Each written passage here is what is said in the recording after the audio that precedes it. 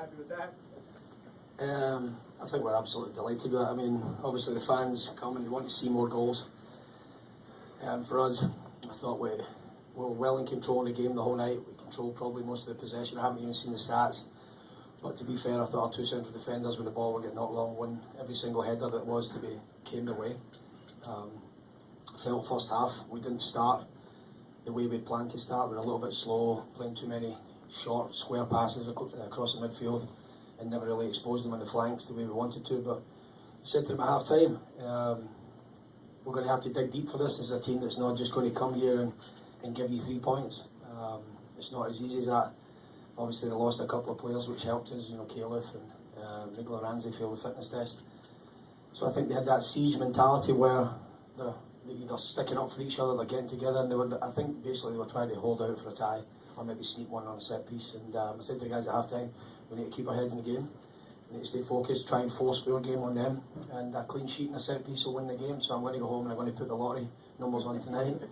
Obviously, not being an American national, I can't claim the winnings. So Jeffrey, if I win it, you got it. What does it say about you guys knew the type of game plan that they had, which is kind of get the numbers, keep numbers behind the ball, about the patience of your team to kind of stay in there and what you're talking about, stay focused to finally get the goal? Yeah, I think there's times where you can almost lose focus a little bit. You have that much of the ball. I'm not saying the game was easy, but we had that much possession at times. It's easy to switch off and let your guard down and then get punished. And they have good players that can punish you. Ruiz, Lutu. Mwanga, who I thought on the night was played very well. I thought his touch and his hold-up play and his strength and power was excellent. Good player. But as I say, I think we stuck to the task, and we realised what a good team we're becoming. I think. You're going to make it a habit to wave the flag in front of the Army after wins? I don't know. I got a little bit emotional then in the game now. I think it's maybe been understated. I don't know if people get the wrong impression when I say the fans don't win you the games. Players win the games. I truly believe that. But someone said to me tonight, "Is the fans the 12th man here?" And I said, "No, I don't think so. I think that would be an insult to the Timbers Army to call them the 12th man." I know before pre-game I sit in the office while the staff are taking the warm-ups and I hear the chanting.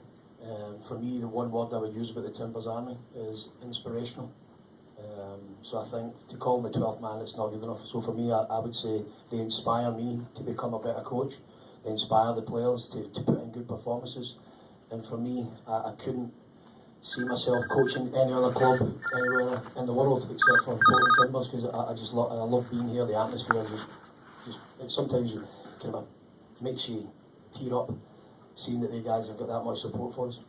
Coach, talk about, for as new as your team is, as young as they are in some positions on the field, what a sign of maturity it is to play out a 1-0 scoreline when they haven't done that on the winning side that much this year. So. I don't look at age. I look at ability. If you're good enough, you're old enough. I don't look at Khalif and say, he's 19, 20, Darlington, Salzizzo. I don't look at these guys as being young. I think the best example is, Wayne Rooney playing at Everton when he's 16-year-old in the toughest league in the world, most physical league in the world. So for me, if you're good enough, you're going to play. I've said this to a reporter from Philadelphia the other day when he asked me a similar type question.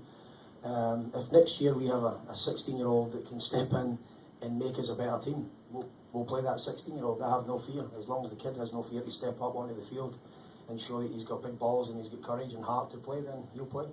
Could you talk a little bit about Zizzo's substitution and the effect he had in the second half? What were you looking to get out of him, and were you happy with his performance? Well, Darlington complained at half time that his groin was getting a little bit tight. Obviously, having that double sports hernia injury, we didn't want to take any chances. We just said, D, can you give us another 10, 15 minutes? Because we felt just in possession, he was keeping the ball well, and he's got a lot of quality on the ball. But Sal Zizzo, I've said to Sal this many a times, Sal Zizzo is a type of player when he's on his game, I would buy a ticket to watch him play. He excites me. He's the typical old-fashioned 1950s winger that gets at you one-on-one, and at times he can be electrifying, and at times he doesn't listen to me about his shave, and he makes me go off my head at times in the sideline. But I would the best compliment I could pay him would be I would buy a ticket to watch him play. What does it say, Coach, about the defense? This is the second straight 1-0 shutout after all the issues that have gone. Is it getting to where you want it to be, the defense?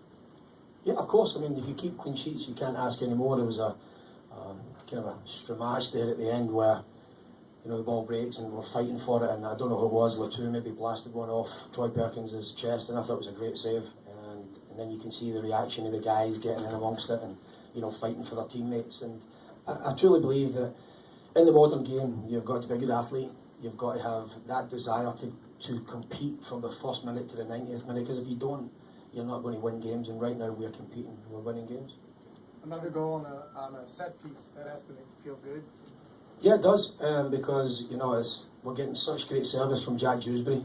I said to Footy and Eric at half time, you're going to get another chance, you've got to hit the target with it. You know, just make the goalkeeper make a save, keep the play alive.